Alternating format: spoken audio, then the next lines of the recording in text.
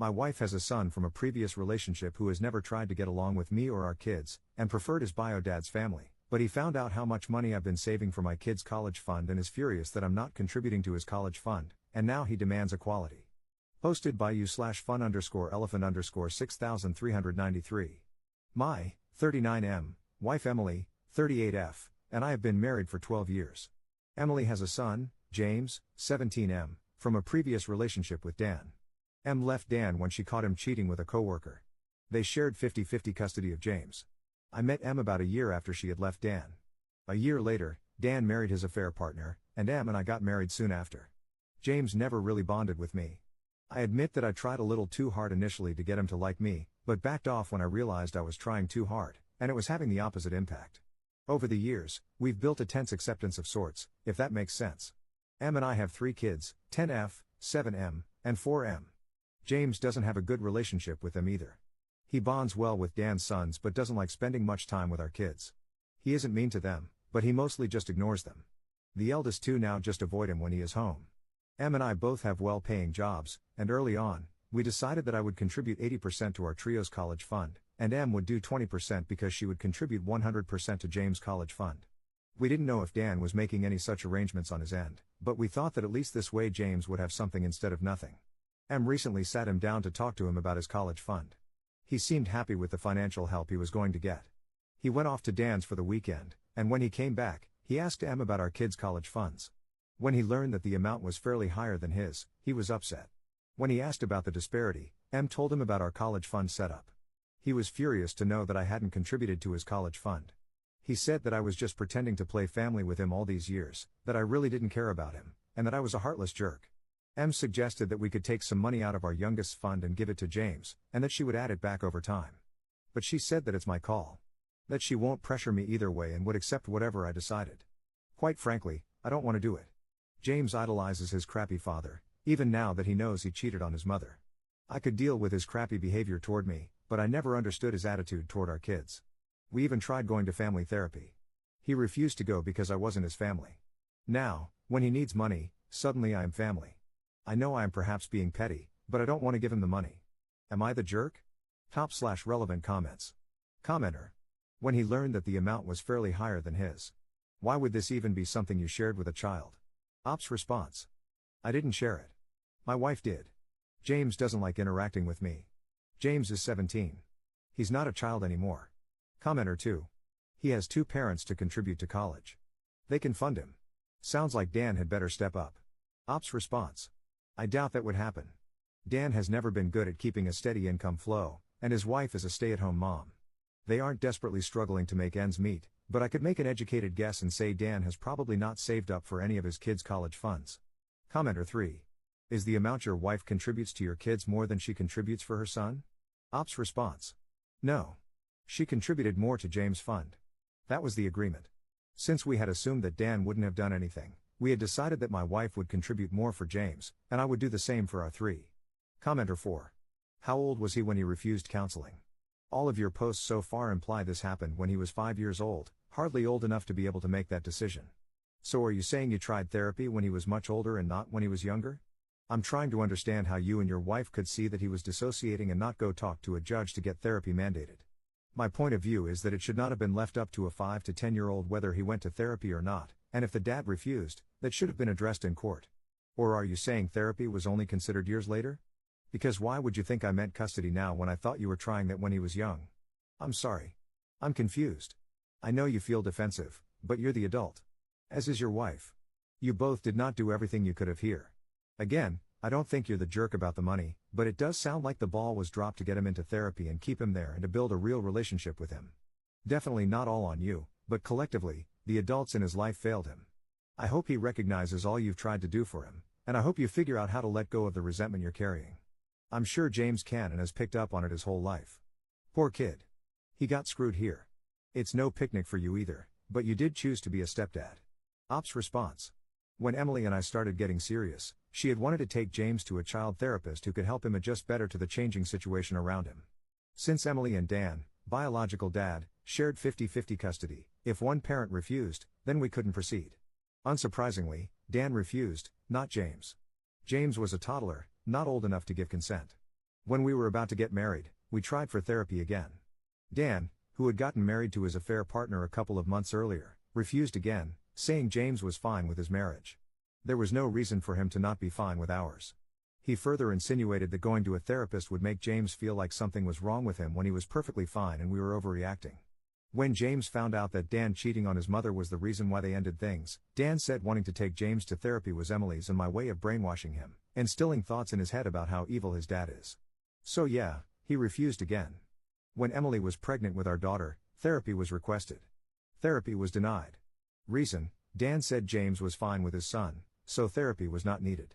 We did speak to our lawyer to ask if we could still approach the court to say Dan keeps refusing therapy that is most certainly hampering our relationship. Our lawyer said technically Dan was right. James wasn't showing the same level of detachment with his family that he was with ours. It could have tilted the custody arrangement in Dan's favor.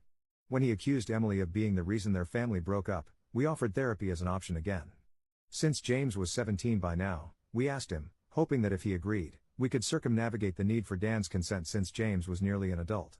James refused, saying I wasn't his family, so family therapy wasn't necessary. I haven't resented James since the day I met him. I don't exactly resent him now either. I am just tired of the whole situation. Op adds an edit to his post. I think some clarifications are in order. I don't hate that James idolizes his father. I hate that he blames his mother for their family breaking up. When James was 13, he had heard from one of his older cousins, on Dan's side, what his father had done that led to Emily leaving. When he confronted her about it, she explained. We tried for therapy then, but it didn't happen. I will explain later. Last year, he told his mother that he believed she was responsible. That instead of leaving Dan, she should have forgotten about what he did and continued to stay with him. Em was understandably shocked, but when she asked him if the situation were reversed, and she had cheated on Dan and he left her, would Dan then be blamed for the family breaking up? He said no, that would definitely be her fault, and made no further explanations. This was not the result of an argument or a heat-of-the-moment statement. Ironically, this was a casual dinner table conversation. The other kids had to be excused from the table. When Em and I had gotten together and things were starting to look serious, she had wanted to take him to a child therapist who could help him adjust better to the changing situation around him. Since they shared 50-50 custody, Dan's consent was needed. He refused. When we were going to get married, we tried for therapy. Dan said he got married before us and James had no issues. We were overreacting. He didn't need therapy. When the above incident happened, when Em was pregnant with our daughter, and most recently after last year's incident. This time, we asked him directly. We thought if he agreed to family therapy, then we could speak to our lawyer and work around the custody arrangement since he was almost an adult. This was when he refused therapy, saying I wasn't family.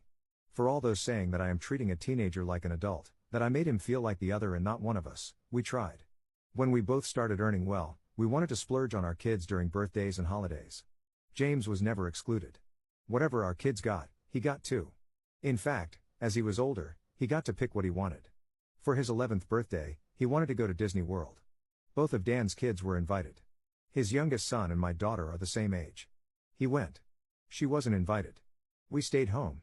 We started the college funds about a year after our daughter was born. Em couldn't start one for James earlier since she was a stay-at-home mom when she was with Dan. It took her a while to get back on her feet. She wasn't in a position to immediately start a college fund for him. What a lot of you pointed out is right. He has been shortchanged. Em will rectify that and make up the deficit he should get by the time he starts college. But that will still not make it as much as the remaining 3. We have decided to sit and have a chat with him this weekend about everything. Update 3 days later. It's been an eye-opening weekend. Thanks to everyone who weighed in, even the aggressive ones. I knew what I was signing up for posting on Reddit. Before the update, a couple of clarifications, because gaps in info turned into wild assumptions. When I said I came on a little too strong with James when we met, some of you pictured me grabbing a toddler by the neck and hissing "Call me daddy." No. I was nervous and acted like an idiot, and used an over-the-top baby voice because I'd barely been around toddlers. Emily later said I sounded like a circus clown on 2 cartons of Red Bull. Cringe? Absolutely. Malicious? No. Many had questions regarding therapy. I shared the timeline in this comment thread, so I'm not going to rewrite that again. Many called my wife the jerk for sharing the college fund amounts for our kids. I showed her the post. She explained James came back from Dan's with questions, when the fund started, how much, etc. He said, paraphrasing, so mine is X and theirs is Y? With his X higher than our kids' Y. Without thinking, yes, stupidly, Emily corrected him, no, yours is A and theirs is B. That snowballed into what I wrote earlier. It wasn't a diabolical plan to make me pay more, it was a thoughtless correction. With that out of the way, Emily, James, and I sat down for a conversation yesterday. James didn't want to talk to me, but I told him that if he expected me to even think about contributing to his college fund, then I've got loads of questions he needs to answer. It was an extremely long conversation, and many revelations came to be. So, I'm going to give a summary of the things we finally found out from James. Even before Emily and Dan had broken up, not divorced, they were never married, Dan had occasionally brought James to his affair partner's place, so James was familiar with the affair partner. After the breakup, Dan immediately moved in with his affair partner. Em, who was a stay-at-home mom till then, struggled initially to get back on her feet. Needless to say, James' home life with Em was a little more chaotic than at Dan and his affair partner's. Em hadn't told James that she had left his father since he'd cheated on her. Telling that to a toddler wouldn't make any sense. But apparently, in the early days, Dan used to tell James that Em would eventually come back to him. I think he may have been holding out hope for reuniting with Em. And that's where I came in. Dan told James that as long as I was around, I would not let Em go back to Dan. When Dan married his affair partner, he told James that it was temporary. It was a way to make Em jealous. When we got married, he told James that it was my way of making it even more difficult for Em to get back to their family. When James found out from his cousin, on Dan's side, that his father had cheated on his mother, which was the reason for their breakup, he asked Em about it. She had been open and honest about everything. When he confronted Dan about the same, he told James that Em had left him for a long time and his loneliness made him miss her a lot, so he found some comfort with the affair partner. Emily's father had met with a car accident, and she was with her parents for about 3 weeks to help them. And that's all the alone time Dan could handle before he needed to dip his wick in something. But it was a reasonable enough explanation for James to absolve his father of all sins. When Em got pregnant with our daughter, Dan told James that now I'd started pumping my spawn into his mother, exact words James used, James' family was destroyed forever. He told James that Em and I had been wanting to take him to therapy, which was actually a ruse. What we were really trying to do was take him to a doctor who would declare him a problem child, and then we would ship him off to boarding school so that we could continue to play happy family without being bothered by him. Only Dan and his family were fighting to keep James with them. James admitted that he had hoped his detached behavior around my family, and happy and joyous behavior around Dan's, would convince Em that my kids and I were evil and she would eventually leave us. But sadly, I kept knocking up his mom, making it harder for her to leave. Expectedly, Emily was beyond distraught to hear everything. To be honest, in the moment I couldn't wrap my head around it much either. I asked if Dan had a college fund saved up for him and his sons. James said the affair partner's parents have set up a trust fund for Dan's sons, but that does not include James since he isn't their grandson. Dan's not saved up anything for anyone. I asked James why he suddenly thinks I should contribute to his fund when he has turned down every opportunity for us to be a family. He said he was actually okay with the amount that Em initially told him about, but Dan made him realize that we were undercutting him, so he came back to demand more. I asked, if I pay the money, will that then make us family? Even if he can't accept me as a step-parent, can we be friends? Can he be a little friendlier with my kids when he is around? He straight up said no. He said that after all these years, he knows my kids and I are not the evil beings his father made us seem. But he still feels I am the reason his parents could never get back together again, and for that, he will always hate me. And since my kids are, well, my kids, he's never going to like them either. And since now he knows that Emily isn't going to leave her family, he said his plan was, once he was off to college, he would cut off contact with all of us. He does plan to eventually get back in touch with his mother when he feels he is ready to forgive her for breaking up his family, but he can't do that right now. Emily and I have had a long and honest discussion. I have decided that I will not be making any contributions to James' college fund. Emily will continue the contribution that she was already making and hand it over to him once he turns 18. We will no longer be pursuing family therapy with James. We will not try to change James' mind about going no contact with us after he goes off to college. We've done all that we could do. We're going to stop now. If James is happy with Dan's family, then we're happy for him. It's going to be hard for Emily, but even she has accepted that after James' recent revelations, she's having a hard time reconciling her little boy with this cynical teenager. We have both taken individual and couples therapy before, mainly due to the stress and anxiety James' behavior used to put on us as a family. We are looking into starting again. Hopefully, we'll be able to overcome this in time. Top/relevant comments. Commenter. Yikes, not the jerk. I didn't think you were even before the update, but this makes me sad. Wish you had asked him this question years ago. I'm surprised y'all didn't think of that. The one sentence where you said that James was fine with the money until he got home from his father's and started asking questions, I knew his father was whispering in his ears. Op's response.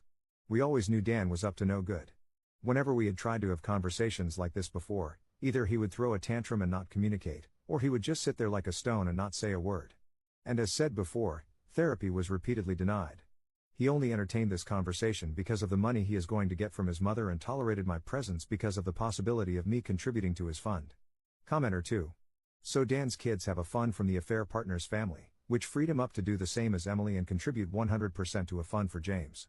I wonder if Emily could sue for parental alienation against Dan. The evil crap Dan has fed James surely counts, plus the fact that James is planning to sever all ties with Emily once he's 18. If I were Op and Emily, I'd split James' college fund into 3 equal payments, one for each year of college, and only pay at the start of each year. Don't give him everything all at once, as he will blow it and then come back demanding support. Op's response.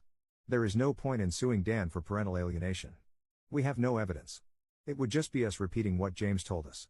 We never recorded the conversation. James is not reliable. He could certainly lie to protect his father.